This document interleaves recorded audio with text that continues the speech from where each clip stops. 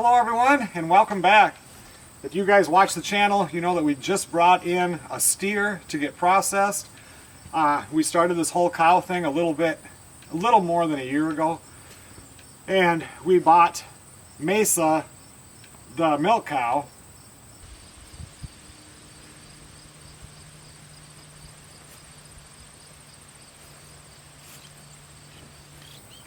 And when we bought her, she was already pregnant, which is what we wanted. We waited until she was pregnant because we were dealing with these people for a long time. Anyway, we bought her, and then they had a 1-year-old. The cows that we have are Guernsey, so they're a dairy breed, and they had a 1-year-old Guernsey steer. And a lot of people don't really want the dairy breed for meat, so we got a super good deal on him. So we purchased him at the same time. And then for the last year and 1 month, we've been feeding him, and then the last like 3 months we fed him out a lot of corn and stuff to get ready for processing. So in the meantime then, Mesa, the milk cow, she had her calf this spring, which is him over there, and then right around, it was before Christmas, between Thanksgiving and Christmas, we bought Mr. Bull Calf right here, and our intent was to have him breed her eventually.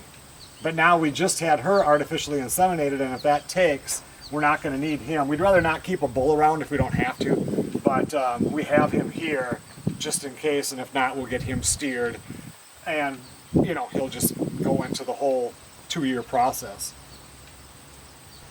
So on the left is Mr. Bull Calf, and on the right here is Mesa's baby that she had in March, and they're actually 3-4 months apart. But this one really grew tall, but it was on mama's milk for a long time. This one we got at 2 days old or 3 days old, and we bottle fed him. Both of them are good. I mean, he's much more filled out and everything than this little guy, but he'll catch up. So when we brought that steer in, we had to fill out a cut sheet, and this is this cut sheet right here. I'll give it to you guys for 6 seconds. You can pause on it if you want.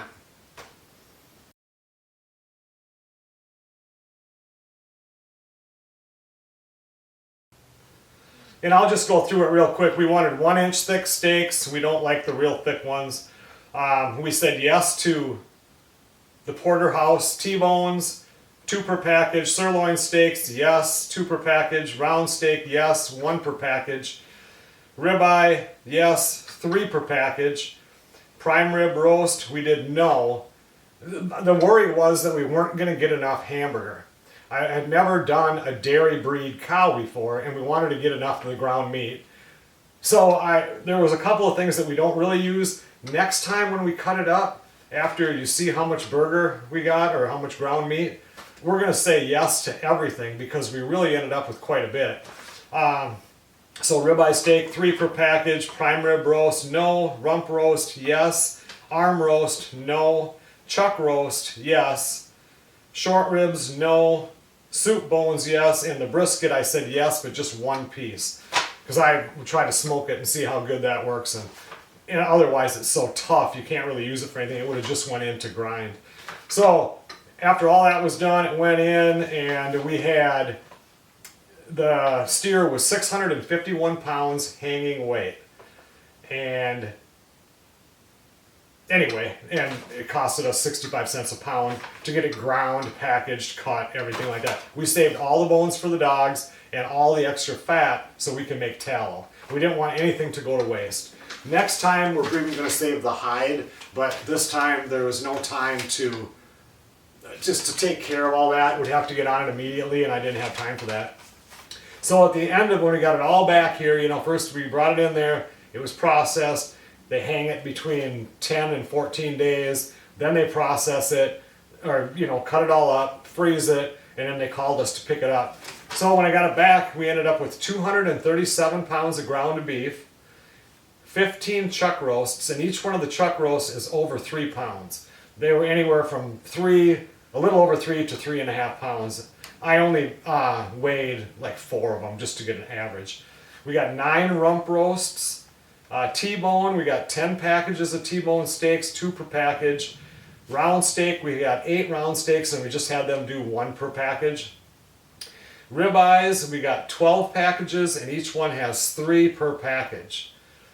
In fact, I just cooked up the first ribeyes last weekend, and they were really good. And I'm not going to lie, since we raised that cow up, brought it in for processing, there's a whole thing you got to go through. It's not like buying it in the store where you don't know where that meat came from.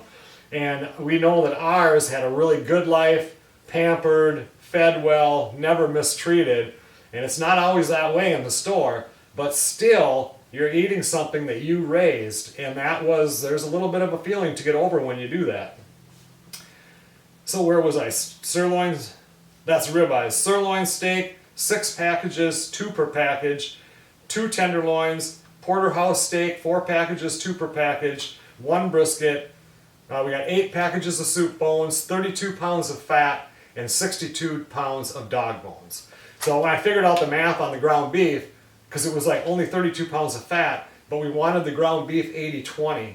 If you have 237, if you go through all of the math on that, about 50 pounds of fat went into the burger, a little bit under that. But so actually there was like 80 pounds of fat on that cow, but you know, we got 32 pounds back to make tallow. I will give you a picture of this page too, and give you 6 seconds on this so you can pause and take a look.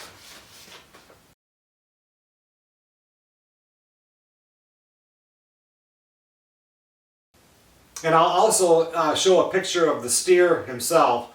And if we would have had, with a dairy breed, you've got to grow them out at least like 2 years.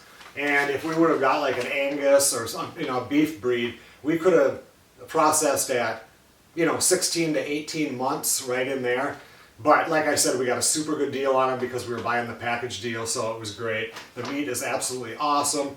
But here's a picture of the steer.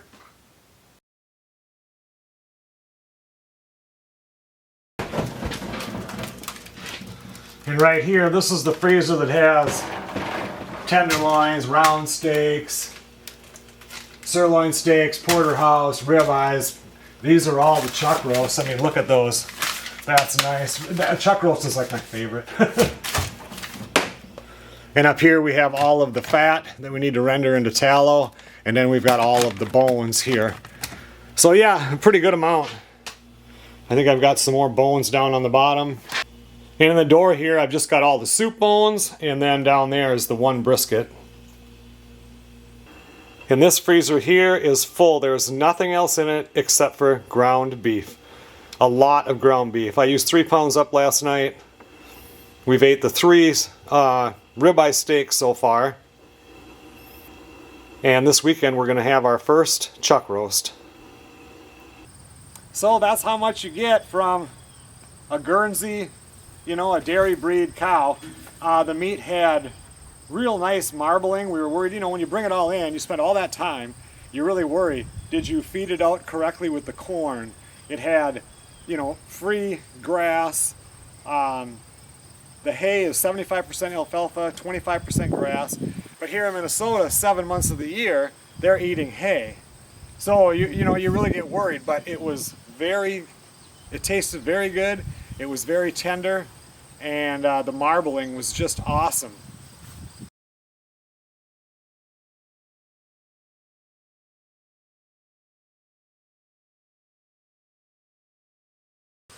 And we were really pleased with the results, which is really good because that's a long project if you're going to be disappointed at the end, and we were not.